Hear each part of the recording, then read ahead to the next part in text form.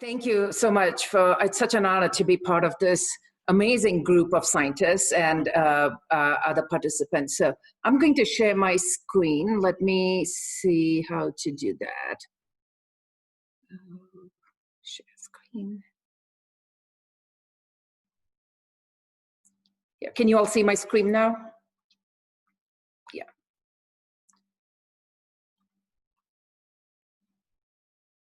Okay, I'm going to talk about the horticulture and agriculture in Botanic Gardens.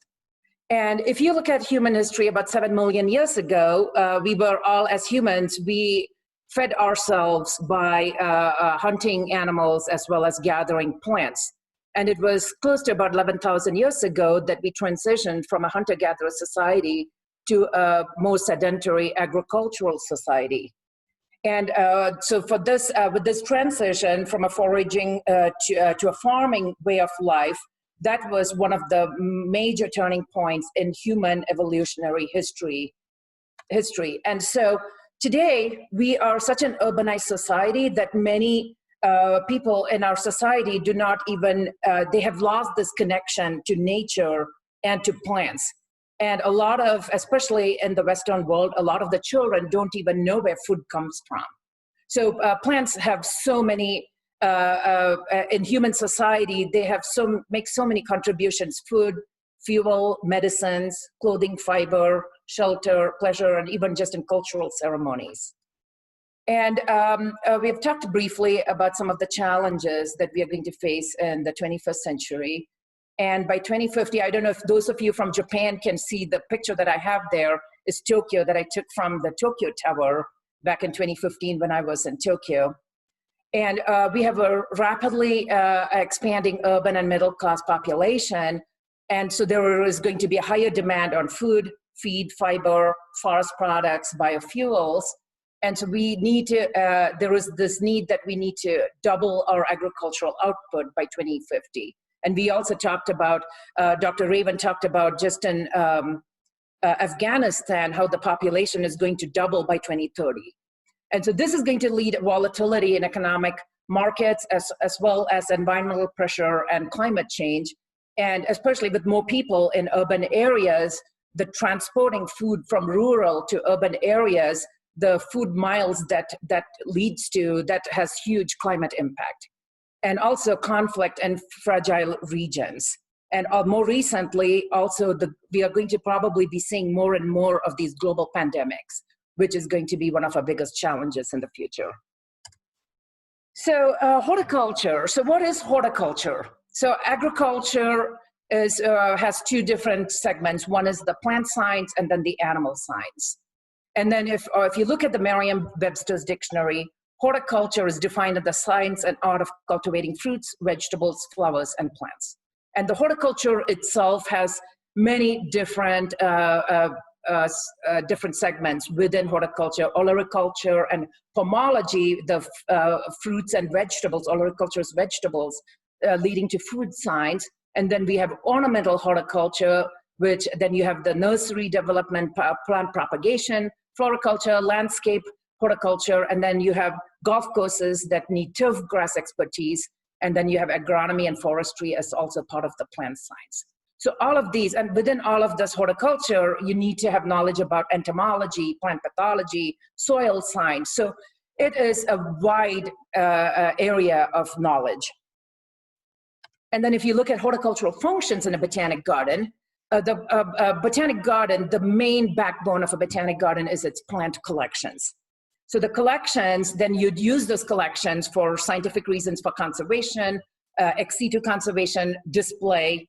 And then to display your plants, you need to have propagation and production facilities.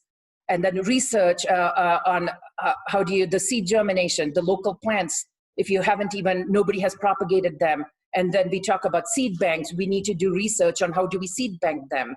And education, youth education, and we, botanic gardens contribute to informal education. So youth education, as well as outreach, you can take them out to the community and teach them about different aspects of horticulture. And then finally, also human well-being. And I'll talk a little bit more about human well-being later. And then for collections, is guided. So we have the living and non-living collections within a botanic garden. The living are the plants that we grow, and the non-living are the dried specimen, the herbarium collections. And then all the collections are guided by a collections policy, collections plan, an accessioning system, and records database. And since I have only 10 minutes, I'm not going to go through all of these. And all the BGCI manual has more information about all of them. And these are something that we can explore as we go into the future with these botanic gardens. And I'm going to give a case study of a botanic garden that we worked with in India. The Denver Botanic Gardens collaborated with the MS Swaminathan Botanical Garden in 2014, 2015. And I'm giving this as the case study because I think the context of this botanic garden might be very similar to an Afghani context. So that's why I'm going to give you this example. And so the mission of this botanic garden is to serve the community as a resource and advocate for botanical and agricultural biodiversity of the Western Ghats and inspire an ethic of conservation. And so the MS Swaminathan Botanical Garden is located the southernmost state of India, the Kerala state. It is located in the Western Ghats in Wayanad district in Kalpetta town. And Western Ghats is one of the biodiversity hotspots with a high level of endemism. And it's a mountain chain that traverses about 6 states of Kerala, Tamil Nadu, Karnataka, Goa, Maharashtra, and Gujarat. And it's a contiguous range except for this Palghat Gap, where there is a 30-kilometer gap known as the Palghat Gap. And the Western Ghats, the biodiversity, very high biodiversity, 9,216 vascular plants, as well as numerous birds, mammals, amphibian, freshwater fish species, and insect species. And so the Denver Botanic Gardens, we visited in 2015, and we developed a master plan for the Botanic Garden. And based on the work that they're doing, we identified 3 different zones. The garden itself, we partitioned into 3 different zones.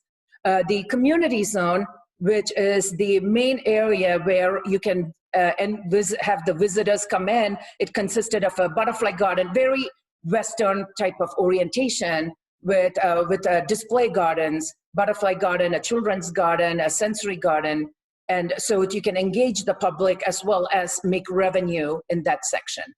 And then the next is they work very closely with the local agricultural community, the tribal community, and so we had the agrobiodiversity zone, the second zone, which would be conserving the very native endemic food plants that is used by the local community and providing training to the local community on sustainable agricultural practices. And the final zone is the rare, endangered, and threatened conservation zone, which was mainly tree species, conserving the trees in the zone and leaving it as a natural area where if you want to go on a hike, you can go and engage, be immersed in a natural habitat kind of a setting. And so the strategic plan of the Botanic Gardens has 4 thematic areas, which is research, which is more agrobiodiversity research, and the rare, threatened, and endangered species research. And the conservation demonstration was something like a butterfly garden and an Ayurvedic and medicinal plant garden display to demonstrate those gardens. And education and capacity building, one of the youth programs is called Every Child a Scientist. So where they bring school students and to make them think like a scientist and engage in the plant collections. And then the community outreach is tailored to specific audiences, such as visitors and tourists, the local community, including the farmers, as well as the scientific community. And then their whole, they have what they call the 4C framework. The 4C stands for conservation, cultivation, consumption, and commerce. And this framework utilizes a holistic systems approach to conservation, engaging and empowering the custodian farmers who are the conserved. So the custodian farmers are in the middle and that utilize all of these. They are the conservers of these agrobiodiversity. And so throughout this 4C framework, the 4 key sectors of biodiversity that they are targeting is crop diversity, curative diversity, which is the medicinal plants, culinary diversity, which is the traditional use of the wild plants, as well as the rare, endemic, and threatened tree species. And then Ari and both Peter and Ari have talked about the evolution of botanic gardens over time. So back in the 16th century, the focus was on economic importance, mostly medicinal plants. And in the 18th century, it changed to when taxonomy became, and we wanted to classify all the plants, the Linnaean order taxonomic relationships became an important part. And in the 17th and 19th century, during colonialism, when all the countries were searching for plants in the colonies, they were looking for, they were doing exploration and looking for economically important plants. In the second half of the 20th century, there was a huge focus on biodiversity loss and conservation. So, you can think of botanic gardens used to be places that were open to the public in which plants were labeled.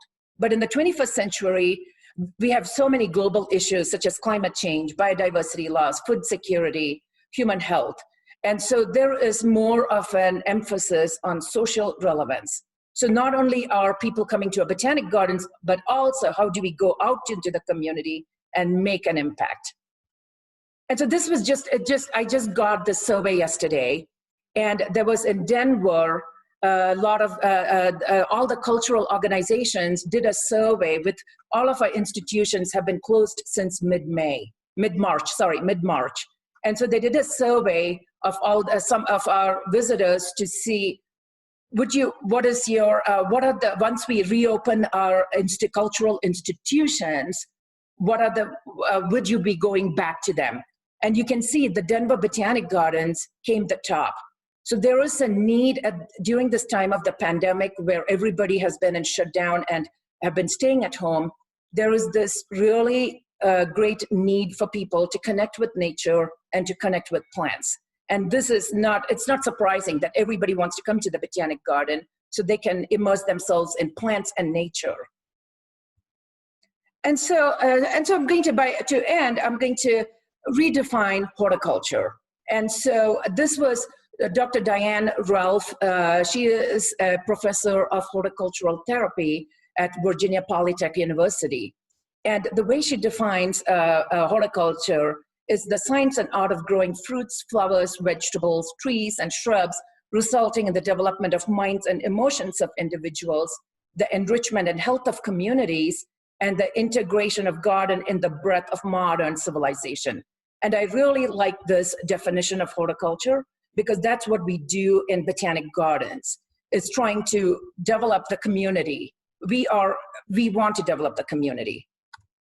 And so finally, Dr. Raven talked about all the different vegetation zones in Afghanistan, and I looked up the vegetation zones, and there is so much diversity. And what excited me is Denver Botanic Gardens, we are located in one of the steppe regions of the world, and we grow the Eramuras in our Botanic Gardens, and people love that plant.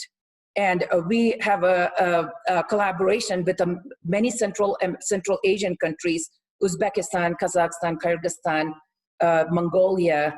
And so we have this knowledge sharing and capacity building collaboration with all of these countries. And Afghanistan falls right there with that whole steppe region. So I'm really looking forward to working with all of you in this project, and hopefully we can all learn from each other. Thank you so much.